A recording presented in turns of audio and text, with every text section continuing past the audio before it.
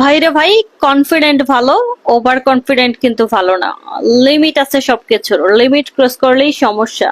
এনসিপির নেতা নাসির উদ্দিন পাটোয়ারি উল্টাপাল্টা মন্তব্য করে রীতিমতো ট্রোলের শিকার। 5-7 দিন আগে উনি একটা বক্তব্য দিয়েছিলেন এরকম যে এনসিপি দল 400 আসনের মধ্যে 300 আসন পাবে, আর বাকি যে 100 আসন আছে সেই 100 আসন আদার্স রাজনৈতিক দল পাবে।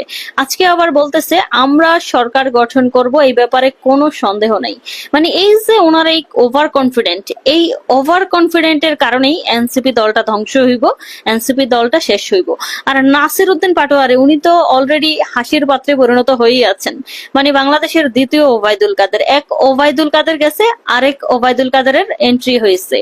মানে উনি যে কথাবার্তা বলতেছেন, উনি যে একজন এনসিপির নেতা, ভার বুদ্ধি রেখে ওনার কথা বলা উচিত। উনি সেটা না করে মানে কি সব কথাবার্তা বলতেছে, আকাশ কুসুম কথাবার্তা। এনসিপি একটা নতুন দল, সেই দল নাকি 300 আসন পাবে। আবার আজকে বলতেছে যে এনসিপি দল সরকার গঠন করবে নিঃসন্দেহে, এই ব্যাপারে কোনো সন্দেহ নাই। মানে চিন্তা করতে পারেন কি লেভেলের ওভার কনফিডেন্ট।